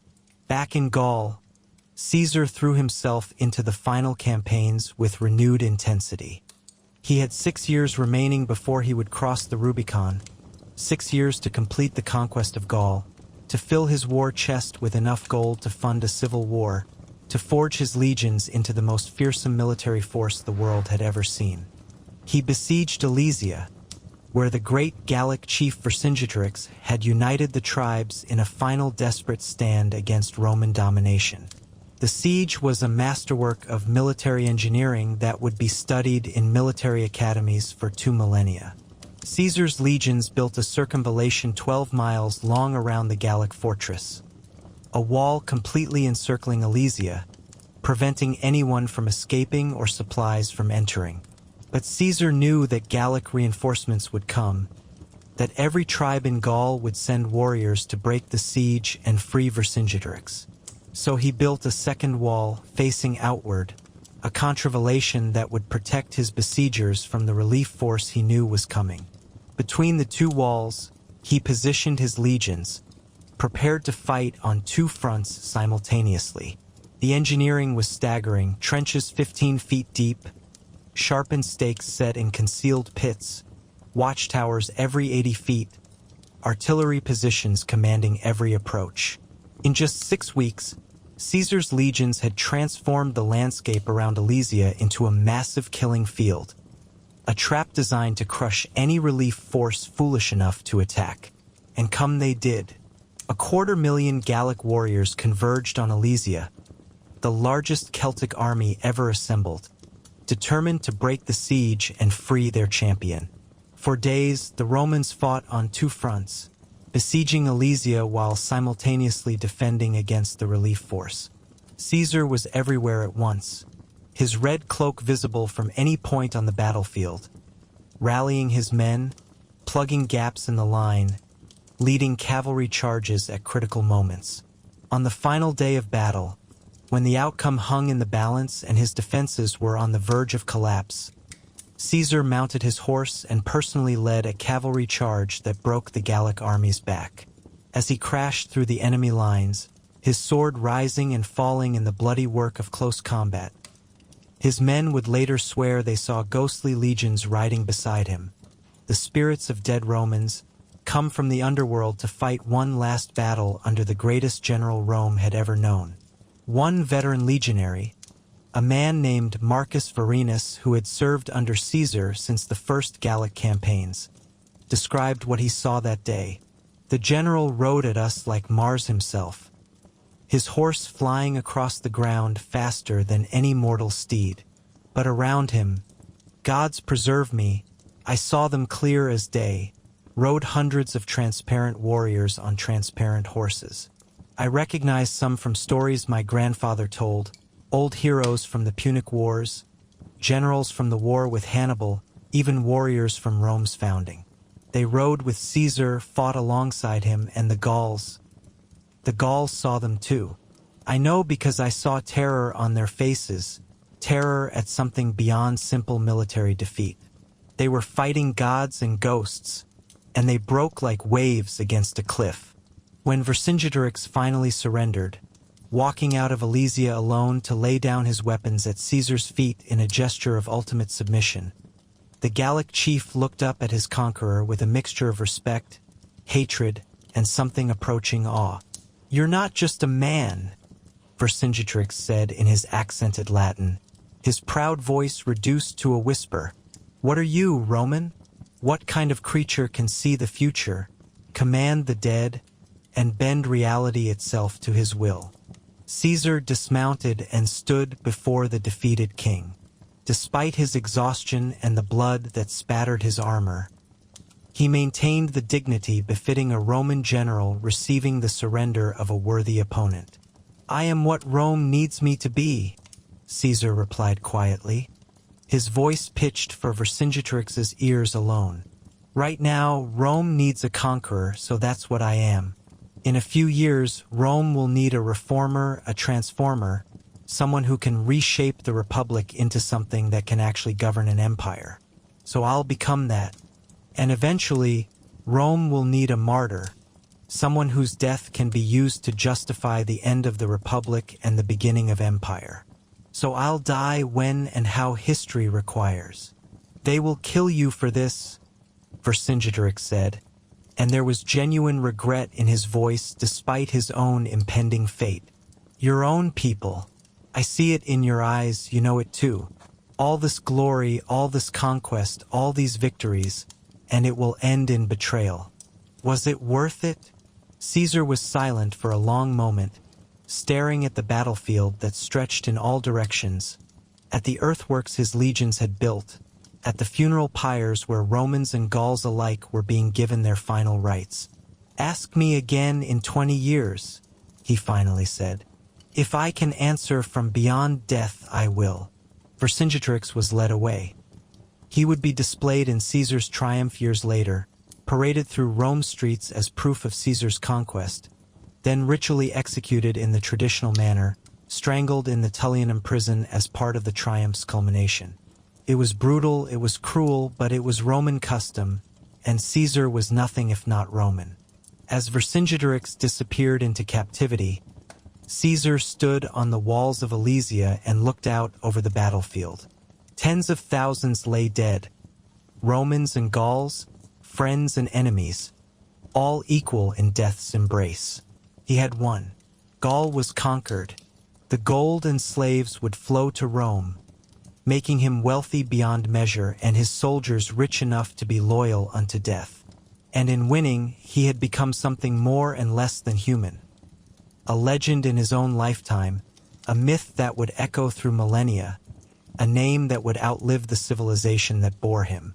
That night, as his exhausted legions celebrated their victory with wine and song, Caesar sat alone in his command tent, writing his commentaries on the Gallic Wars, the remarkable first-hand account of the campaigns that would become one of the most studied military texts in history. But his writing was interrupted when the Morrigan appeared again, materializing out of the shadows as though she'd always been there. "It's done," she said without preamble. "Gaul is conquered.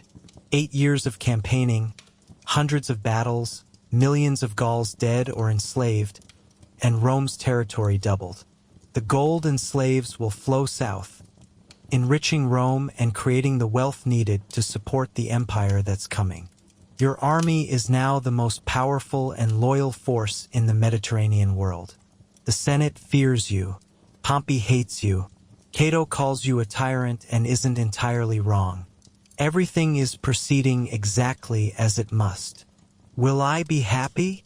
Caesar asked, and it was perhaps the most human question he had posed in years.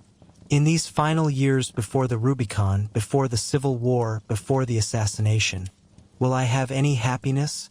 Or is it all just duty and destiny from here on out? The goddess's expression softened, just slightly, though her eyes remained inhuman and terrible. No, Gaius Julius. "You won't be happy. You'll be many things, powerful, famous, successful, even admired. But happy? That's not in the cards destiny dealt you. You're too aware of what's coming. You see too far. You know too much. Happiness is for those who live in the present, who don't constantly perceive the future pressing in on them like a physical weight. You live in all times at once, past, present, and future simultaneously. How can someone like you be happy? Then why go on?" Caesar asked, genuine anguish in his voice.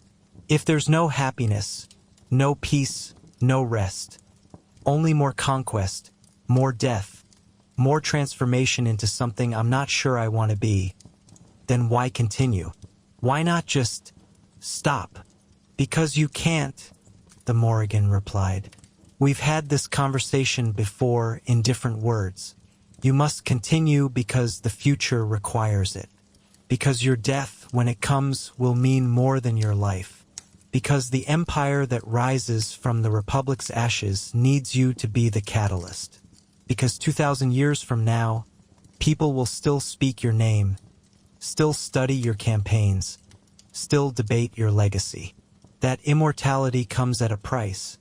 And the price is paid in suffering and blood and the loss of simple human happiness." She began to fade, dissolving into the shadows from which she'd emerged. "The Rubicon awaits, General, and beyond it, glory and death, so thoroughly intertwined that historians will never be able to separate them. You have 5 years left. Use them well." Then she was gone, and Caesar was alone with his writings, his victories, and his foreknowledge of doom. Part 4. The die is cast.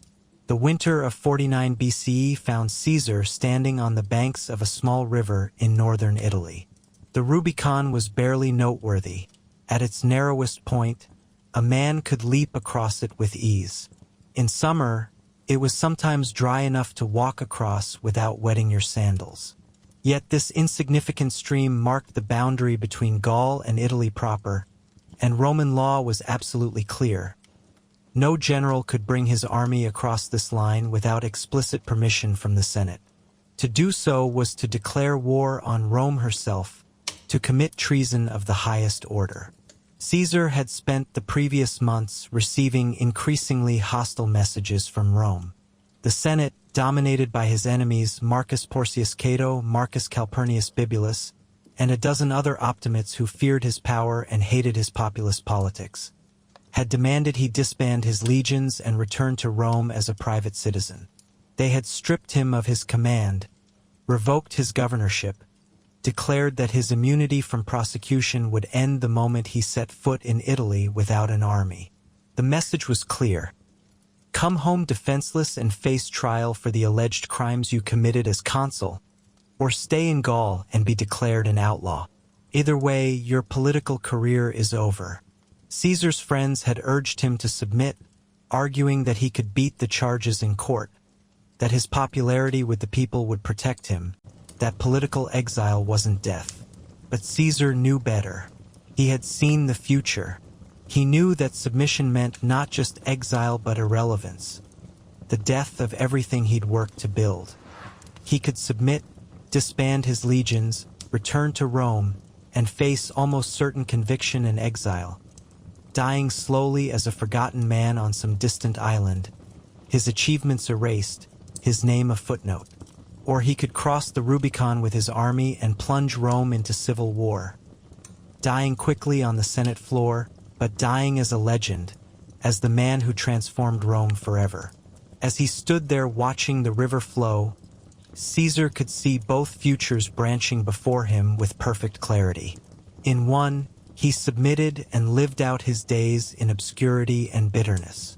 In the other, he crossed, fought, won, ruled briefly and died violently, but lived forever in memory and influence. Neither option ends well for you, said a voice beside him. Caesar didn't turn, recognizing the Morrigan's presence without needing to see her. No. But one option ends badly only for me. The other will consume all of Rome. Thousands will die in the civil war. Good men, loyal Romans, soldiers who should be fighting Rome's enemies, not each other. Hundreds of thousands, the goddess corrected. The civil war will ravage the Republic from Hispania to Egypt, from Gaul to Greece. Pompey will flee to Egypt and die on a foreign beach, murdered by men seeking to curry favor with you. The Senate will become a joke, rubber-stamping your decrees. The Republic you grew up in will die, and in its place, an empire will rise. An empire that will bear your name, Caesar, as a title of sovereignty for 2,000 years. I know, Caesar said quietly, his voice barely audible over the river's gentle burbling. I've seen it all. I've seen the emperors, Augustus, Tiberius, Caligula, Nero, and dozens more. I've seen good emperors and mad emperors, wise emperors and cruel emperors, all claiming legitimacy through me. I've seen Rome burn and rebuild and burn again. I've seen the empire split in two, seen it fall to barbarians in the west while enduring 1,000 years more in the east as Byzantium. I've seen my name used to justify tyranny and to inspire revolution.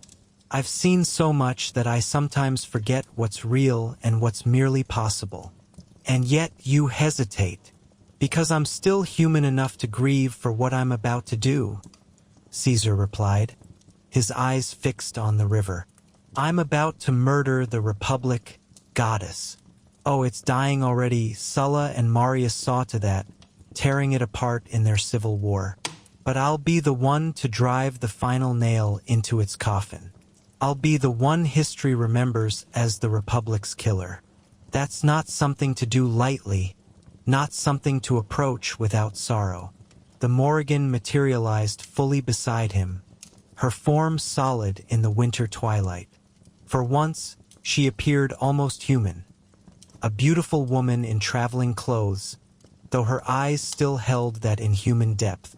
You could choose differently, she said, though her tone suggested she knew the futility of the suggestion. Not submission, but perhaps a third path? Negotiate, compromise, find some way through diplomacy to preserve both your dignitas and the Republic's integrity. Caesar laughed. and it was the most bitter sound the goddess had ever heard from him. I tried. For months I tried. I offered to disband my legions if Pompey would disband his. I offered to give up Gaul if they would guarantee my safety. I offered to accept any magistracy that would preserve my immunity. They refused every offer. Cato would rather see Rome burn than see me honored. His principles are admirable, truly. I respect his absolute commitment to republican virtue. But those principles leave no room for practicality, no space for compromise, no mechanism for peaceful resolution. He sees me as a tyrant in waiting, and perhaps he's right. But I also see the future. I see what Rome needs to become to survive. The Republic is broken, goddess. It doesn't work anymore. It's a system designed for a small city-state of a few thousand citizens, not a world-spanning empire of millions. If I don't change it, someone else will. Someone without my vision, someone without my restraint, someone who will be far worse than I could ever be. So it's arrogance, then? The Morrigan said, though her tone was more curious than accusatory. You believe only you can save Rome. No, Caesar said with quiet intensity. It's not arrogance, it's responsibility. I'm the one standing at this river. I'm the one with the army and the will and the vision and the foresight. Maybe someone else could do it better. Maybe there's some alternate timeline where a wiser, kinder man transforms Rome without bloodshed and civil war. But they're not here. I am, and the choice is mine to make. I can preserve my own life and let Rome stumble on in dysfunction, or I can sacrifice everything. My peace, my safety, my very life, to transform Rome into what she needs to become. That's not arrogance. That's duty. He turned to face his assembled officers, his 13th Legion, waiting in disciplined ranks behind him. These were his men, veterans who had followed him through 8 years of hard campaigning in Gaul. They had made him rich and famous. He had made them the most feared and respected military force in the world. They were bound to him by ties stronger than law, stronger than loyalty to the Senate, stronger perhaps than loyalty to Rome herself. Mark Antony stood at the forefront, young and eager and unshakably loyal, a man who saw in Caesar everything he himself wanted to be. Beside him, Decimus Brutus, the admiral who had won naval victories in Gaul and whose tactical mind Caesar valued highly. And others, Aulus Hirtius, Gaius Appius, Lucius Cornelius Balbus. Good men all, who had cast their lots with Caesar's and who would stand by him through civil war and beyond. The die must be cast, Caesar said, speaking loudly enough for his officers to hear, using the Latin phrase that would echo through history, Alia iacta est. The phrase was significant, a gambler's expression, acknowledging that once dice are thrown, the outcome is beyond control. It was Caesar's way of saying that he was committing himself utterly to whatever fate awaited, accepting that the future was now beyond his ability to change. He spurred his horse forward into the shallow water, and the 13th Legion followed their general across the Rubicon and into history. The civil war that followed was brutal and swift. Pompey the Great, Caesar's former ally and son-in-law, led the Senate's forces, backed by most of the nobility and the weight of legal authority. But he was no match for Caesar's tactical genius, his veteran skill and loyalty, and his supernatural ability to anticipate enemy movements. Caesar moved with astonishing speed, securing Italy before Pompey could organize effective resistance. Pompey fled to Greece with the Senate in tow, hoping to regroup and use his control of the eastern provinces to starve Italy into submission. But Caesar wouldn't allow Pompey that time. He pursued his rival relentlessly, securing Hispania first, where Pompey's lieutenants commanded legions that could threaten Italy from the west, then crossing into Greece to face Pompey directly. At Pharsalus in Greece, the two titans met in a battle that would decide Rome's fate. Pompey commanded a larger army, nearly 50,000 men to Caesar's 22,000, and held advantageous ground. By all conventional military wisdom, he should have won. But Caesar was no conventional general. His tactical innovations, his understanding of psychology and morale, his ability to inspire his men to superhuman efforts, and his uncanny foresight all combined to produce a stunning victory. Caesar's smaller force demolished Pompey's larger army through superior discipline, more aggressive tactics, and brilliant maneuvering. As the battle raged, Caesar seemed to be everywhere at once, rallying wavering troops, directing reserves to critical points, personally leading charges at moments when momentum needed to shift. His men fought with the fervor of true believers, convinced that their general was divinely favored, that destiny itself fought on their side. One young tribune, Marcus Junius Brutus, nephew to Cato and son of Caesar's former lover Servilia, fought on Caesar's side at Pharsalus despite his republican sympathies. Years later, he would describe what he witnessed. The general seemed to know where every unit was, ours and theirs, despite the dust and chaos of battle. He would send orders to commanders who hadn't yet asked for instructions, positioning reserves where they'd be needed minutes before the need arose. It was as though he could see the entire battlefield from above, could perceive the flow of combat before it happened. Some said it was genius. Others whispered of sorcery. I think it was both. A military mind so brilliant it seemed supernatural, enhanced by abilities we couldn't explain and didn't want to examine too closely. When Pompey's army broke and fled, Caesar ordered his men to show mercy where possible. "Spare the citizens," he commanded, distinguishing between foreign auxiliaries who could be killed and Roman citizens who should be captured alive. It was a calculated move, both merciful and politically astute, designed to minimize the civil war's bitterness and facilitate eventual reconciliation. As Pompey fled toward Egypt, Caesar pursued, but not before something strange occurred. At Pharsalus, amid the wreckage of the battlefield where 50,000 men had fought and thousands had died, Caesar stood where Pompey had commanded his forces, and he felt the weight of the future pressing down on him more heavily than ever before. A figure emerged from the smoke and dust. Not the Morrigan this time, but something else. It wore the shape of a Roman general, but its face was a mirror, reflecting whoever looked upon it.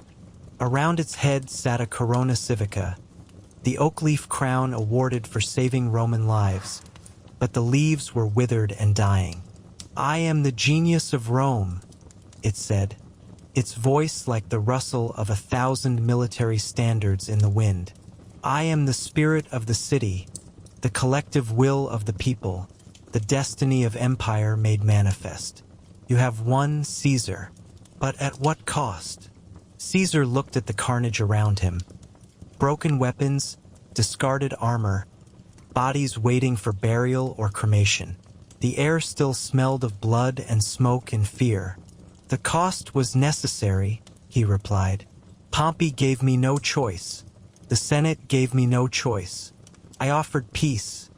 They demanded submission. What else could I do? Was it necessary?" The genius challenged. Pompey was a good man, a true Roman, a general who served the Republic faithfully for decades. Many of those who died today were good men, patriots who believed in law and order and the Republic's sanctity. You've killed that belief today, Caesar. You've proven that might makes right, that military force trumps legal authority, that one brilliant general with loyal legions can overturn centuries of Republican tradition. "The Republic was already dead," Caesar countered. "Sulla proved that when he marched on Rome 30 years ago. Marius proved it when he instituted his proscriptions. The system is broken, has been broken for generations. I'm not killing it. I'm acknowledging its death and building something new from the ruins. Something that can actually govern an empire spanning from Hispania to Syria, from Britain to Egypt. An empire of one, the genius asked. A dictatorship? Is that really better than the Republic, for all its flaws? It's more honest, Caesar said. The Republic pretended that power came from the people, from the Senate, from law and tradition. But really, power has always flowed from military might, from the general who commanded the most loyal legions, who won the most victories, who the soldiers loved more than they loved abstract concepts like republic or law. I'm not changing that fundamental reality. I'm just making it explicit.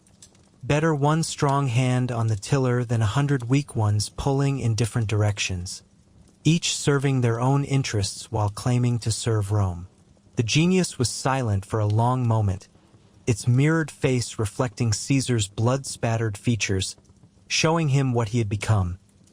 A man who rationalized murder in the name of peace, who destroyed freedom to create stability, who killed the past to build the future. You will be hated for this, the genius finally said. Your name will become synonymous with tyranny. Caesar will mean dictator in a dozen languages. Parents will frighten their children with stories of Caesar the tyrant, Caesar who destroyed the Republic, Caesar who made himself king in all but name. And with greatness, Caesar added calmly, future ages will also study my campaigns as masterworks of military strategy. They'll read my writings as examples of clarity and precision. They'll debate my political philosophy. They'll measure themselves against what I accomplished. I will become immortal, not through years lived, but through memory and influence. That's worth any amount of contemporary hatred. Is it? The genius asked. Is immortality worth the loss of your soul? Is fame worth becoming something you're not sure you want to be?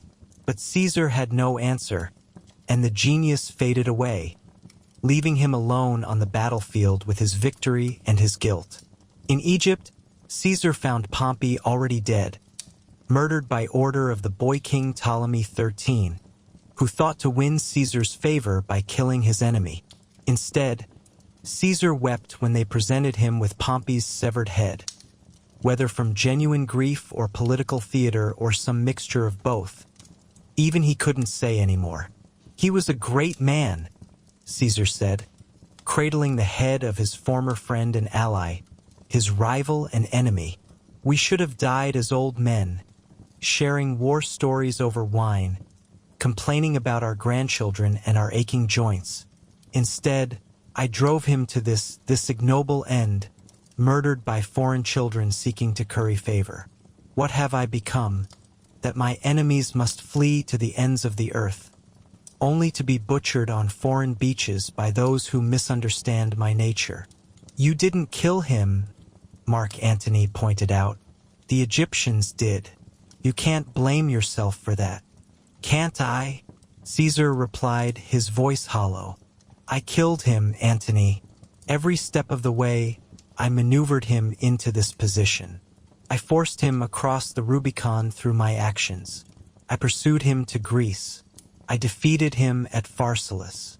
I drove him to Egypt where he thought he'd find sanctuary. I am the author of Pompey's death as surely as if I'd wielded the knife myself. The Egyptian boy was just the instrument. I was the cause.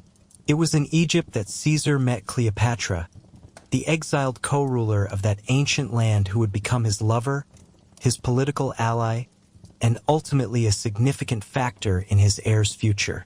Their meeting would become the stuff of legend. The young queen smuggled into Caesar's presence rolled in a carpet or a linen bag, emerging to plead her case with wit and beauty and desperate courage. What the legends don't record is what Cleopatra saw when she looked at Caesar. She was not just a pretty face seeking a powerful protector.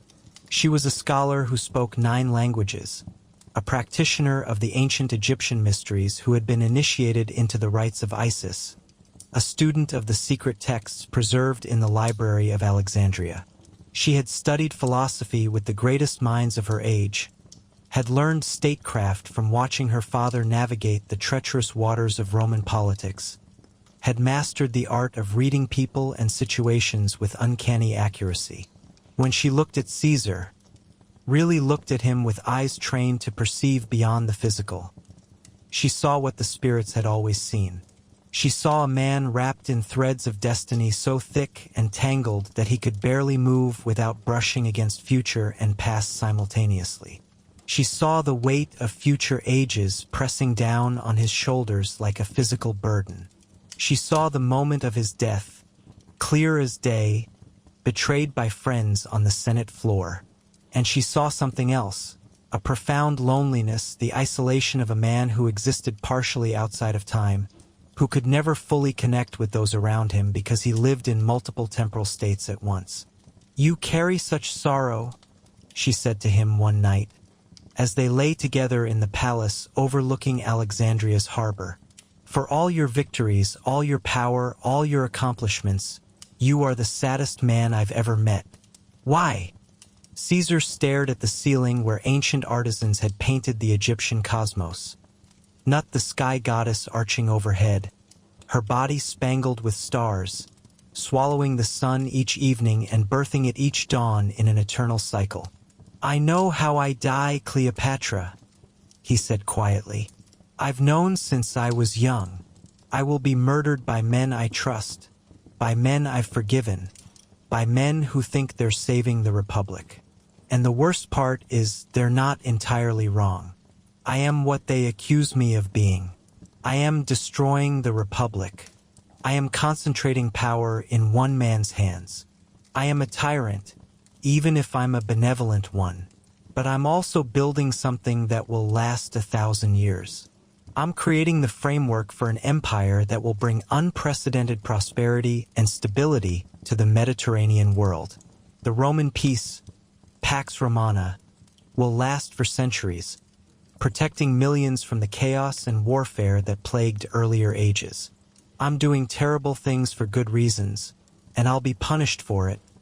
And I deserve that punishment even though the punishment won't undo the good I've achieved. Can you change it?" she asked, propping herself up on one elbow to look at him. "Can you avoid your fate? You're Caesar, you've accomplished impossible things. Surely you can find a way to escape this destiny you see so clearly." "No," Caesar said simply, and there was such finality in his voice that Cleopatra felt a chill despite the warm Egyptian night. "I've seen that too. Every path leads to the same place." March 15th, 44 BCE. The Senate House. 23 knife wounds from men who were once my allies. If I try to avoid Rome, there's a plague that forces my return to deal with civic disorder. If I surround myself with bodyguards, they're dismissed by Senate decree that I feel compelled to honor to prove I'm not a tyrant. If I heed warnings, and there will be warnings, so many warnings, I dismiss them as superstition or paranoia or political maneuvering. The future is fixed, at least for me. I'm locked into a timeline that ends in blood on marble floors. Cleopatra was silent, processing this revelation that went beyond mere prophecy into something approaching cosmic certainty. Then why not enjoy the time you have? Why not take pleasures where you can find them? Why not live fully in each moment instead of constantly seeing forward to your death? Caesar smiled, and for a brief instant, he looked young again, almost happy. "I am trying. You're one of those pleasures, my queen. These nights with you, these conversations where I can speak honestly about what I am and what I see. They're islands of peace in a storm of destiny. I'm grateful for them, more than I can adequately express." They had a son, Caesarion, little Caesar, though Caesar could never officially acknowledge him as heir. Roman law was clear. Children born outside of Roman marriage to foreign women could not inherit citizenship or property. But Caesar provided for them, settled Cleopatra firmly on Egypt's throne, and ensured that she and their son would have his protection and resources. When he finally left Egypt to deal with remaining resistance in Asia Minor, where he would famously declare Veni, Vidi, Vici after a swift victory, He carried with him memories of a woman who understood him in ways no Roman ever could, and he left behind a child who would one day claim to be the rightful ruler of Rome, a claim that would ultimately get him killed on orders from Caesar's heir, Octavian. Part 5. Master of Rome and prophet of his own death. Caesar returned to Rome in 46 BCE, having defeated all significant opposition across the Mediterranean.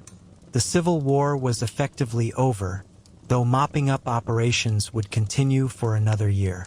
He was granted unprecedented honors by a Senate that now feared and obeyed him in equal measure. Dictator for 10 years, later extended to life, Consul, Pontifex Maximus, and a dozen other titles that concentrated more power in one man's hands than Rome had ever seen outside of her legendary kings, whom the Republic had been founded to escape. He used that power well, though historians would forever debate whether his reforms justified his methods.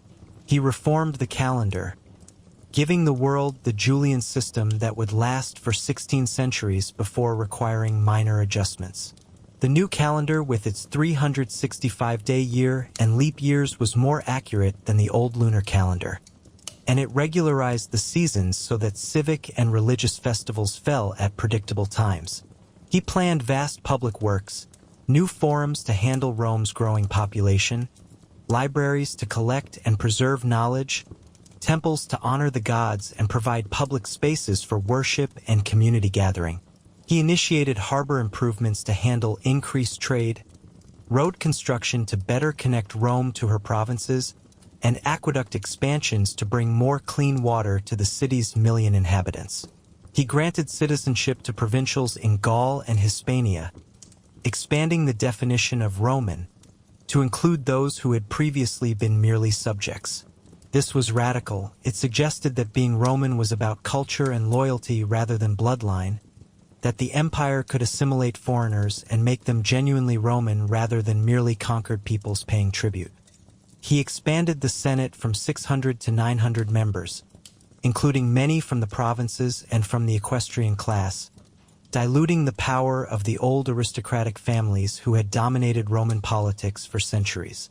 The traditionalists were horrified. Caesar was putting Gauls and Spaniards in the Senate, but Caesar understood that an empire needed representatives from all its territories, not just from Italy. He passed debt relief laws to help the poor crushed by obligations to wealthy creditors. He reformed the grain dole to prevent fraud and ensure that Rome's poorest citizens had access to subsidized food.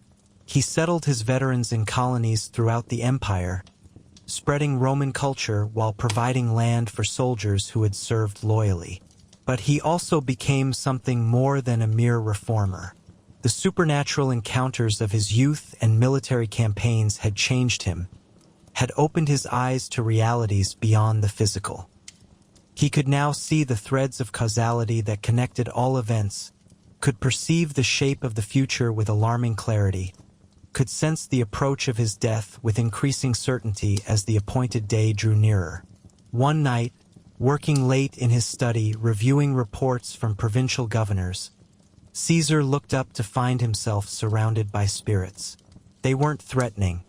They were simply there, drawn to him like iron filings to a lodestone, clustering around him in ever-increasing numbers as his death approached and the barrier between his world and theirs grew thinner. "Why do you haunt me?" he asked them, not bothering with fear or surprise. He had grown too familiar with supernatural manifestations to be startled anymore. A spirit that had once been a Roman soldier in the Servian age, nearly 500 years dead, spoke in the archaic Latin of ancient Rome. "We don't haunt you, Caesar. We're drawn to you because you're becoming like us, a thing of memory and story rather than flesh and blood. You exist half in the world of the living and half in the world of the dead.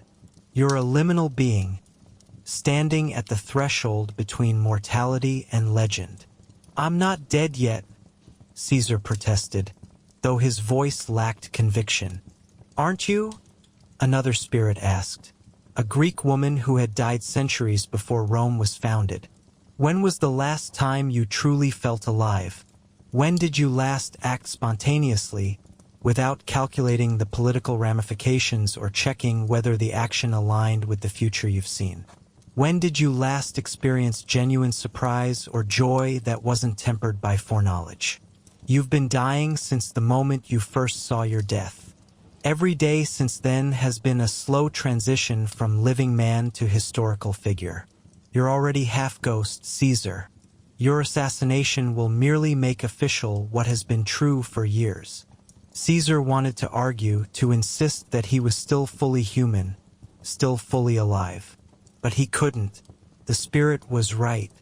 He had been gradually detaching from mortal concerns, seeing himself and his actions from an increasingly historical perspective, thinking less about what he wanted and more about what future generations would say about him. He had become his own historian, his own mythmaker, carefully crafting the Caesar who would be remembered rather than simply being Caesar who existed in the present.